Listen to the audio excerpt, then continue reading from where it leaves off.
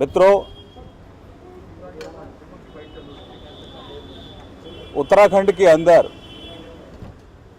हरीश रावत जी की सरकार उत्तराखंड के लोगों का विश्वास बहुत पहले ही खो चुकी थी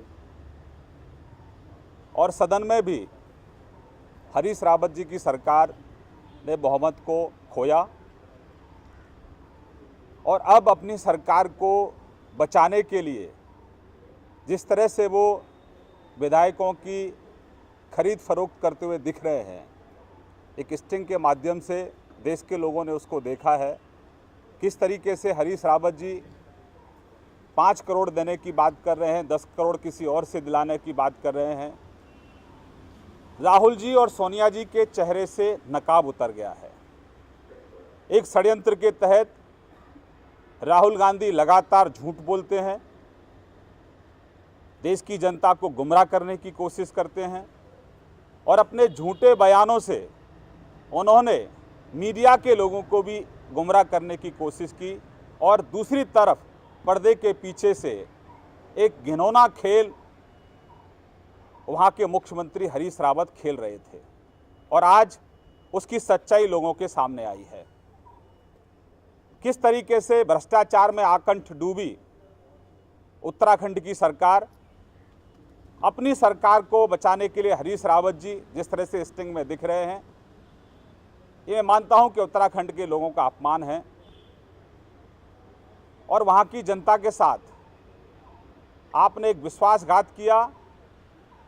वहां जो जनहित के कार्य थे वो रुके पड़े हैं और अब अपनी सरकार को बचाने के लिए जिस तरह से हरीश रावत जी विधायकों की खरीद फरोख्त कर रहे हैं,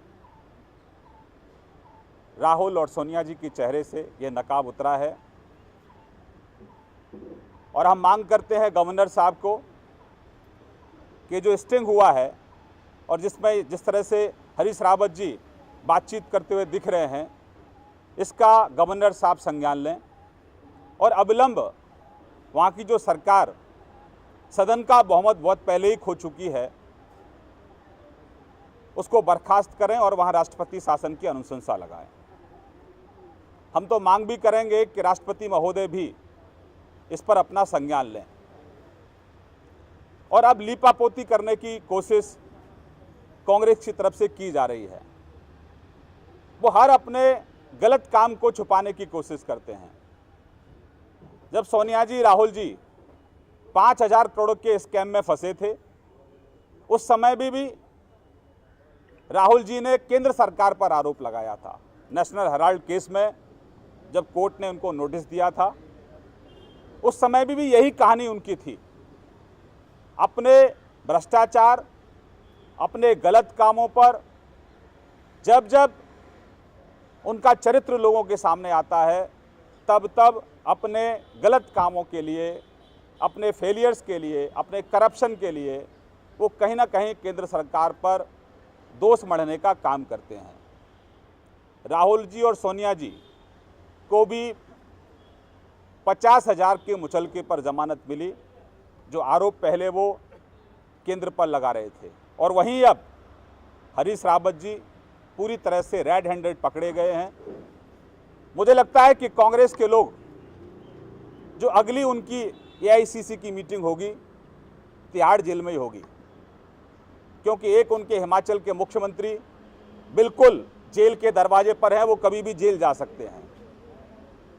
केरल के उनके मुख्यमंत्री पर संगीन आरोप हैं, जिस तरह से वो स्कैम में फंसे हुए थे।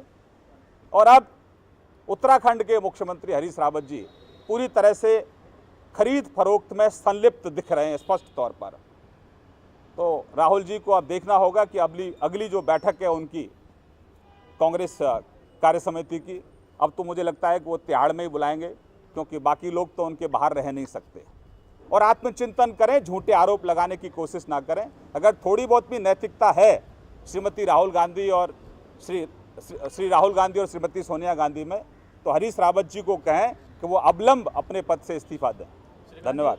श्रीराम जी, आपने झूठे आरोपों की बात कही। जब ये स्टिंग ऑपरेशन आया, उसके बाद मुख्यमंत्री की प्रेस कॉन्फ्रेंस हुई, उन्होंने समाचार प्लस के सीईओ पर आरोप लगाए। उन्होंने आपके राष्ट्रीय अध्यक्ष, उनकी सरकार को गिराने की साजिश रच रहे हैं। देखिए, सबसे पहले तो कांग्रेस की एक पद्धति बन गई है कि वो झूठ बोलते हैं और तथ्यों से ध्यान कैसे भटके मीडिया का, इस पर भी उनका फोकस रहता है। ये कोई नई बात नहीं है। जब 5,000 करोड़ के फ्रॉड पर उनको कोर्ट ने नोटिस दिया था, उस समय भी कांग्रेस का यही रवैया था। तो नई बात नहीं है उनका इस तरह से आरोप लगाना, लेकिन अल्टीमेटली हाई कोर्ट से उनको जमानत लेनी पड़ी और आज श्रीमती सोनिया गांधी और श्री राहुल गांधी दोनों 50,000 के मुचलके पर बाहर चल रहे हैं। तो साधु संतों पर आरोप लगाना, मीडिया के मित्रों पर आरोप लगाना, ये एक नई परंपरा कांग्रेस ने शुरू की है और ये सब अपने पापों को छुपाने के लिए। अगर थोड़ी बहुत भी नैतिकता है, जिसकी अपेक्षा हमें बिल्कुल नहीं है, तो वहाँ के मुख्यमंत्री जी को अविलंब इस्तीफा देना चाहिए और राज्यपाल महोदय इस पूरा घटना का संज्ञान लें और वहाँ राष्ट्रपति शासन की अनुशंसा करें। धन्यवाद। शेखर जी, पत्रकार और पत्रकारिता पर बड़े गंभीर आरोप लगाए हरीश रावत ने, क्या कहेंगे? मैंने कहा कि वो किसी पर भी आरोप लगा सकते हैं अपने फेलियर्स के कवर अप के लिए, और ये कांग्रेस का चरित्र है, कांग्रेस का कल्चर है। वो कभी भी अपनी गलतियों को स्वीकार नहीं करते हैं और इसीलिए आज कांग्रेस के अंदर नेतृत्व का संकट है, नेतृत्व का अभाव है, क्योंकि वो कभी भी जनता की जो आवाज़ है उसको सुनने की कोशिश नहीं करते हैं।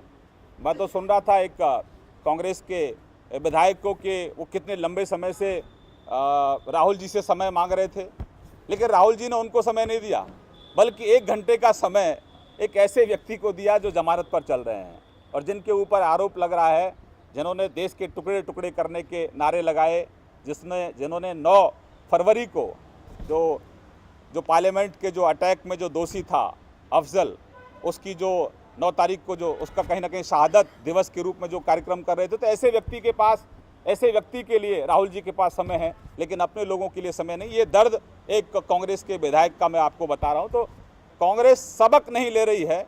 जब से श्रीमती सोनिया गांधी कांग्रेस की अध्यक्षा बनी है, तब से लगातार कांग्रेस श्रिंक होती चली गई है और अब तो पूरी तरह से आपके सामने ही है। ये कांग्रेस के फेलियर्स हैं। इनके लिए किसी साधु संत को और केंद्र की सरकार को आरोप लगाने की बजाय राहुल जी और सोनिया जी आत्मचिंतन करें और ये देखें कि आज उनको ही उनके घर से चुनौती क्यों मिल रही है। धन्यवाद।